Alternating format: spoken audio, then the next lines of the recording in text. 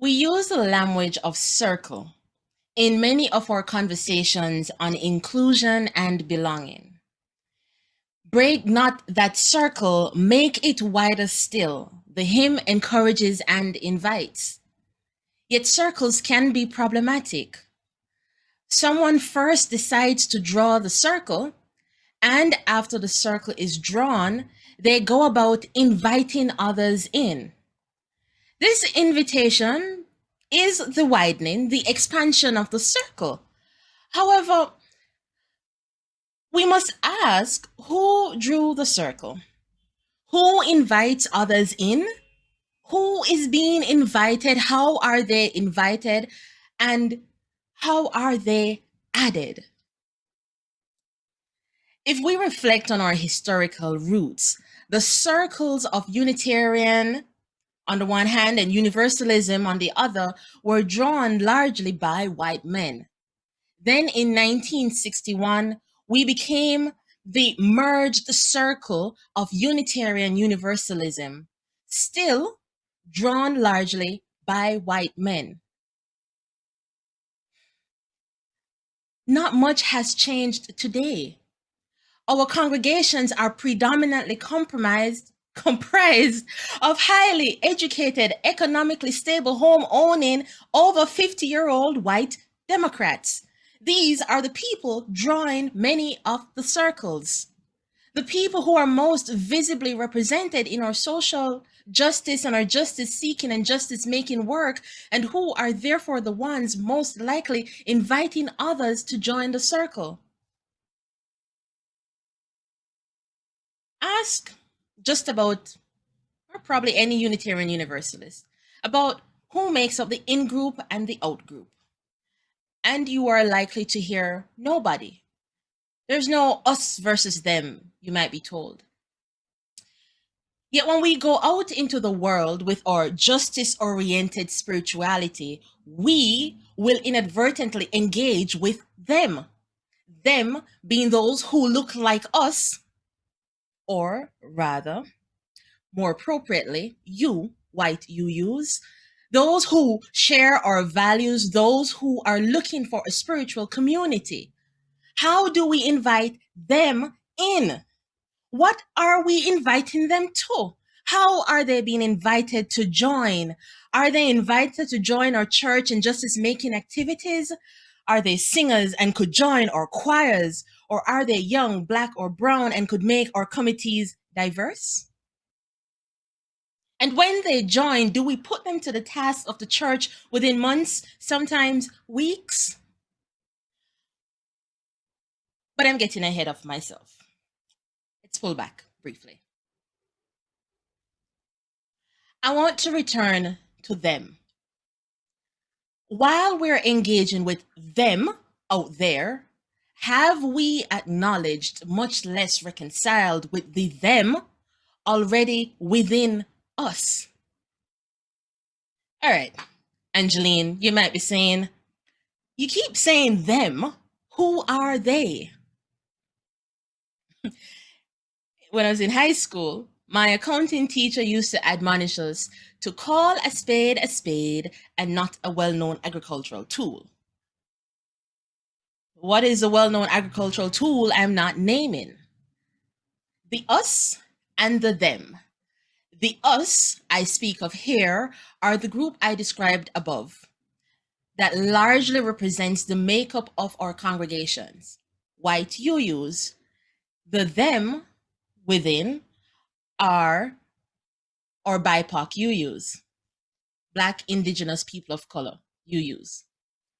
So I ask again, while white UUs are busying themselves with the thems out there of our justice work, have the thems within our congregations been acknowledged and reconciled with? Have we, BIPOC UUs, been fully integrated into the circle? Have our go-to resources for UU worship, church life, Sunday services gone beyond the canon of materials written by people who look like the dominant group? Are we reading beyond the token collection of BIPOC authors? Don't get me wrong, I love me some Adrienne Marie Brown, Audre Lorde, Bell Hooks, and Howard Thurman. But do you know Sonia Renee Taylor, Michelle Cassandra Johnson, Claude McKay, or Camo Brathwaite? Are the poetry pieces you quote luxuries? Are they what Audre Lorde describes as a revelatory distillation of experience, not the sterile wordplay that too often the white fathers distorted the word poetry to mean in order to cover a desperate wish for imagination without insight? Yes, I know I just quoted Audre Lorde, but if I quoted a poet from Sierra Leone or Malawi, would it grab your attention the same way? Has our music become more diverse, appropriately incorporating music from other genres and performing them correctly? When we invite people to join our circles, do we welcome all of who they are and what they bring all year long? Or do we give them specific days or months? Are we only doing Kwanzaa and Black History Month, or do we weave the richness of Black culture and reality into our regularly scheduled programming? Do we only celebrate Dia de los Muertos or honor our Latinx congregants when a new Disney movie comes out? Is LGBTQ inclusion only concerned during Pride Month?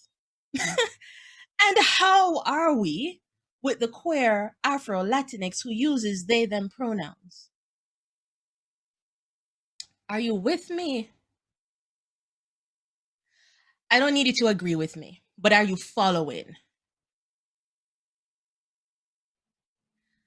How much of themselves can they bring into the circle? Can someone still wear their rosary, cross, or ankh? Can they clap and move to the beat of the music? Can they encourage the minister to preach? Or will they be looked at sideways and told this isn't how we do things here? When they, BIPOC folks rather, join our UU circle, do they become part of the circle? Or do we make an outer circle and tell them they can exist there? That is not widening the circle, that is making a circle within a circle.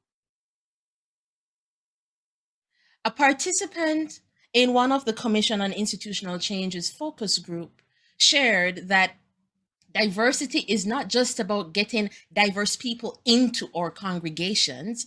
It's not enough to welcome people in, but we need to do the work of inclusion.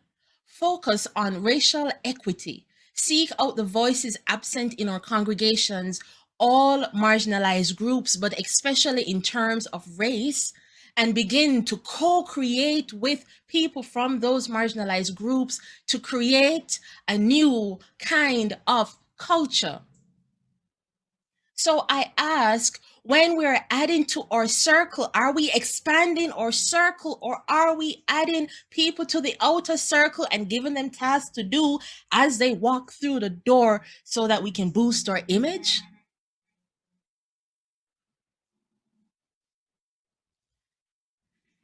While our justice making work remains largely outwardly focused, we, and particularly white UUs, must also turn that gaze inward. There are a lot of thems right here in our midst. Thems who have been here for years and who continue to hold on to the dream of what Unitarian Universalism can be when we live into our principles. All 8 of them. We can find them in our pews, in diverse and revolutionary Unitarian Universalist multicultural ministries, drum, in Black Lives of Unitarian Universalism, blue, in the people of color groups of our congregations. But suppose they didn't have to find solace and spiritual sustenance in these spaces. What if we could make the UU circle wide enough to really, truly include everyone? Can we circle around for freedom? Freedom to bring our whole selves into our spiritual spaces. Can we circle for release? A release from the things that keep us stuck in the attitudes and behaviors of the past. A release that allows us as individuals and as a faith community to live into the promise of who and how we can be. When we circle round for freedom and circle for release, can we allow ourselves to become free of how things have been and can loosen the ground that continues to foster racism, white supremacy culture, and good white liberal insensitivity? Will we, rather than make circles within circles, widen the circle so that we can truly become a diverse, intentional, beloved, multicultural community? I offer you this reflection, this poem, as I bring this message to a close, toward a place of wholeness, written by Reverend Viola Abbott, and can be found in Blue Notes, an anthology of love, justice, and liberation. We are Unitarian Universalists. When we lift up our seven principles, some of us think of them as a form of theology, but they are more important to our collective than that. They do not tell us what we should believe, they tell us how we should be. They tell us how we should act in the larger world and with each other. We are brought here today by the fact that Unitarian Universalism has fallen short of the image that was presented to the world and to many of those who embraced this religion. But we are also brought here today by the truth that Unitarian Universalism has shifted course to become a place of wholeness, a place that has perhaps never existed for us as a denomination. It has been a long and sometimes unforgiving road to today. But we are here today because we are mindful of that past and because we have hope for the future. We want the practice of this faith to be a fulfilling manifestation of its promise. Open your hearts. Seek new ways of understanding. Come, let us worship together. Amen.